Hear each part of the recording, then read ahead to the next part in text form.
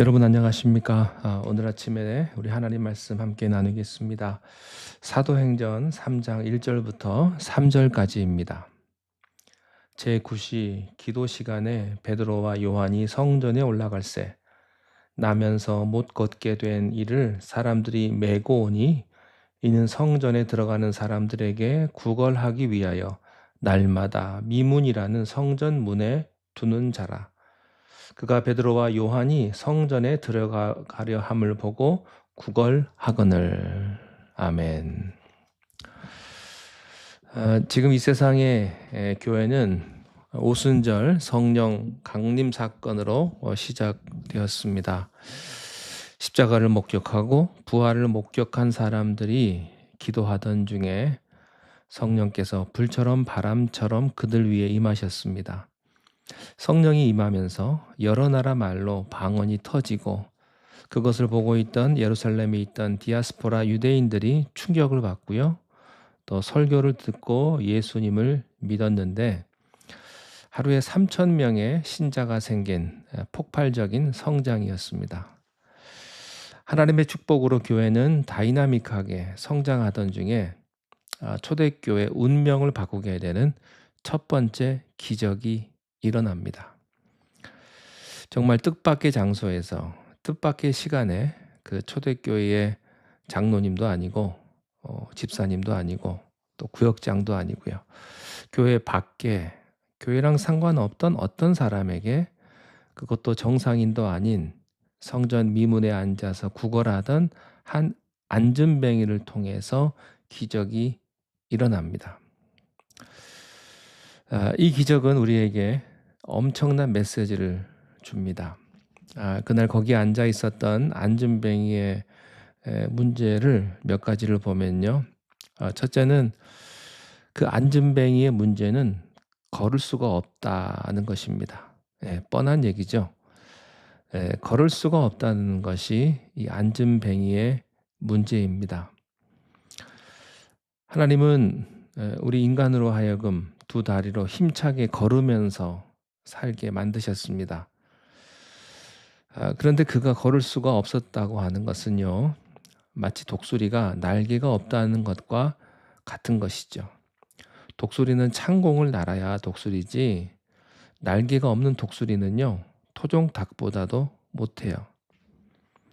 위대하게 창조된 인간이 하나님을 만나지 못하고 꿈을 잃고 그렇게 살아가면 마치 오늘의 스토리에 나오는 안전뱅이와도 같은 것입니다. 오늘 말씀해 보니까요. 그가 나면서부터 걸을 수가 없었다고 돼 있어요. 그것은 어떤 사고로 그렇게 된 것도 아니고 또 자기 잘못으로 인한 인과응보의 업도 아닙니다. 그냥 태어날 때부터 그렇게 된 거예요. 이것을 인간적인 눈으로 보면요. 참 삶이 참 기구한 운명이기도 하고 세상적인 말로는 팔자 사나운 사람이죠. 그러나 하나님은 오늘 그의 인생을 180도 변화시킬 계획을 갖고 계셨습니다. 그 힘든 세월의 아픔을 한순간에 없애고 축복의 미래를 주실 준비를 하고 계셨던 거죠. 우리는요, 어떤 자기의 고통이나 남의 고통을 놓고 자꾸 이렇게 묵상을 합니다. 누가 잘못했냐? 누구 때문에 이렇게 되었느냐? 그러나 하나님께서는 하나님한테는 그게 중요한 것이 아니고 여러분 미래가 중요합니다.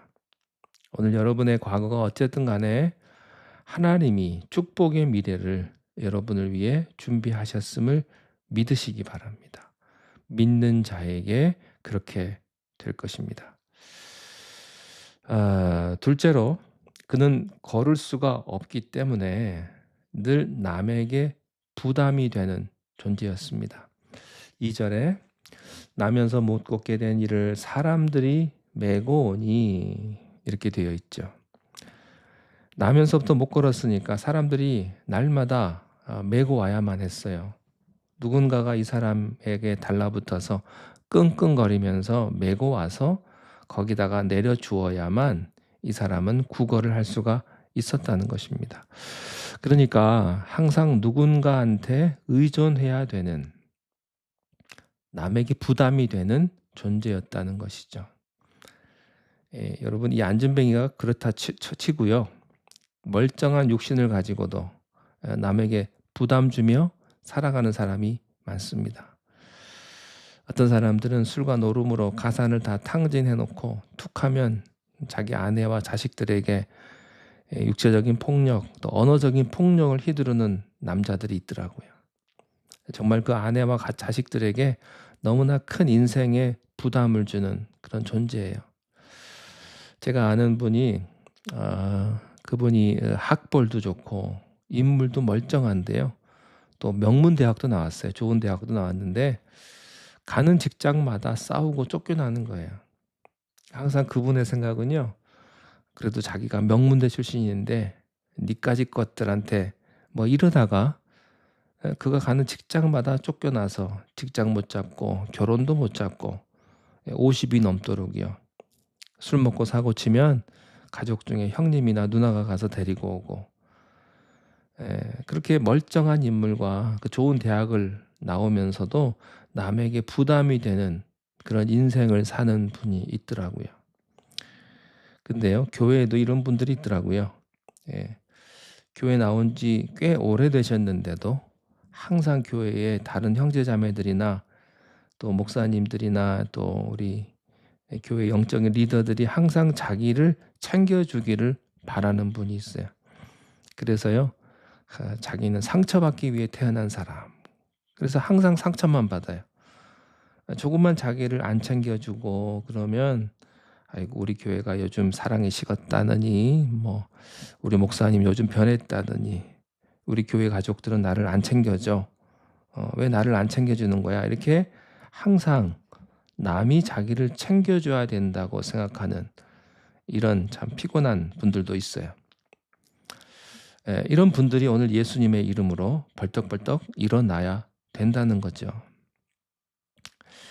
자, 이 세 번째 이 안진뱅이의 문제는요. 열등감과 분노입니다. 이 사람이 구걸하던 그 성전 미문 앞은요. 예루살렘 성전에서 사람들이 가장 많이 다니는 인구 집중 지역입니다. 그러니까 거린 입장에서는요. 목이 좋은 곳이죠. 사람 많으니까. 이곳은 다운타운의 한복판이고 광장 한복판이에요. 여기서 매일 자기 앞을 지나가면서 무관심과 경멸의 눈으로 쳐다보는 사람들을 보면서 이 안진뱅이가 무엇을 생각했겠습니까? 여러분 어디 사람들 많이 모이는 마트나 또 어디 스테이션에 가보면요. 그 구걸하는 홈리스들이 많잖아요. 그런 분들을 우리가 보면 사실은 거의 식물인간 취급하면서 그냥 지나가 버리죠. 그런데 이 사람들도 우리와 똑같은 고민을 해요. 제가 아는 분은요. 평생 그 부모님의 실수로 떨어져 가지고 평생 장애로 휠체어를 타고 다녀야 되는 분이 있습니다. 근데 그 사람이 간증을 하는데 이 아이가요. 휠체어를 타고 다니면서 가장 슬펐던 것, 가장 많이 하는 생각이 뭐냐 이렇게 물었더니 너무나 뜻밖의 대답이었어요. 자기가 그 따뜻한 봄날에 대학 캠퍼스에서 쌍쌍이 손을 잡고 데이트하는 캠퍼스 커플이 제일 부럽다는 거예요. 이제 자기가 자기 처지에는 이제 한 번도 여대생과 데이트 못하고 평생을 살아갈 거다. 그런 생각을 하니까 그게 정말 자기를 비참하게 만든다는 거죠. 그 말을 듣고 깜짝 놀랐습니다. 우리는 그 아이에게서 다른 고민이 있을 줄 알았는데 이 학생, 이 사람 가슴에는요, 우리와 똑같은 그런 갈망이 있었던 거죠. 그게 열등감이 됐어요. 열등감은 자기 자신을 싫어하는 것인데요.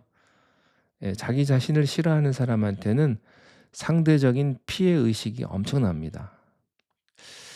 그래서 열등감 많은 사람 치고 대인 관계 좋은 사람이 별로 없어요.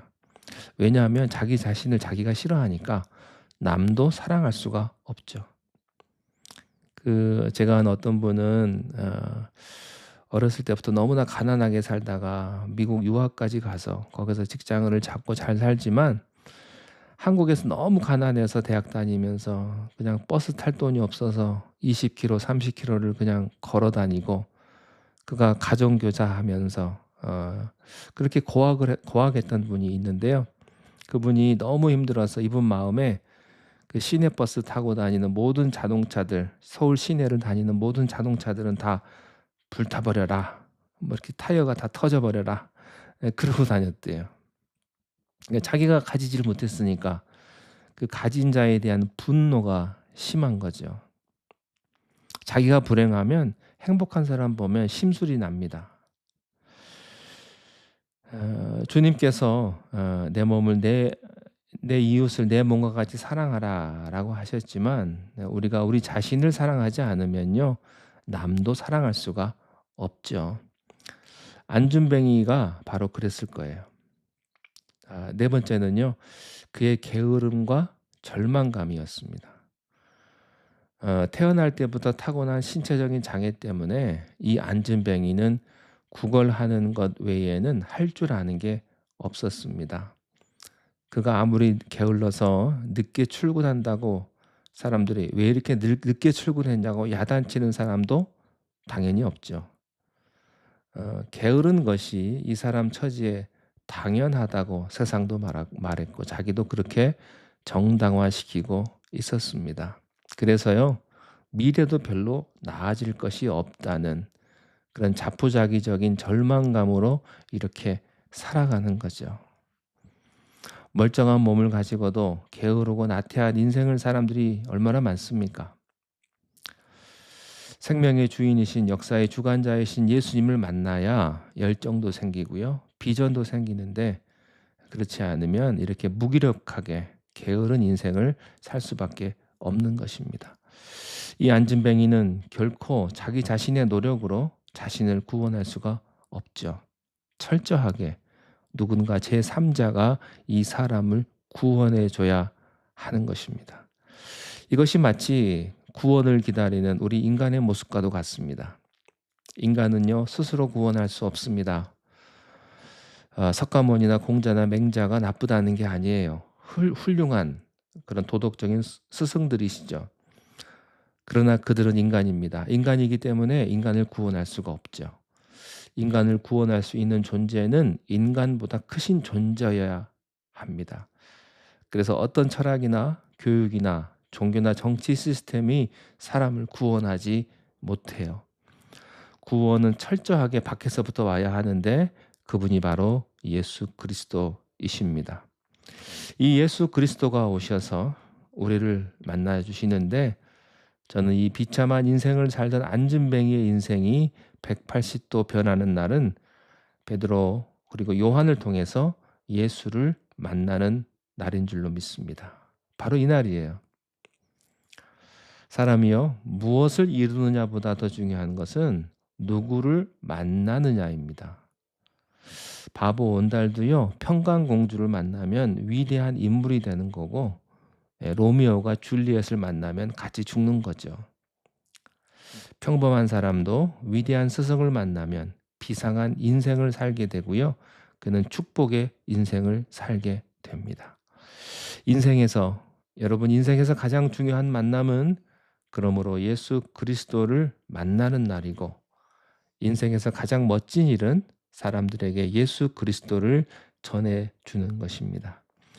이 사람들이 예수 그리스도를 만나는 이 브릿지, 다리가 되어주는 역할, 그것이 세상에서 가장 위대한 일인 줄로 믿습니다. 저는 우리들이 그런 역할을 하기를 바랍니다. 그게 바로 베드로와 요한이었습니다. 여러분 주님의 축복을 사모하십시오. 언제 올지 모릅니다. 주님의 은혜는 준비된 자에게 주실 것입니다.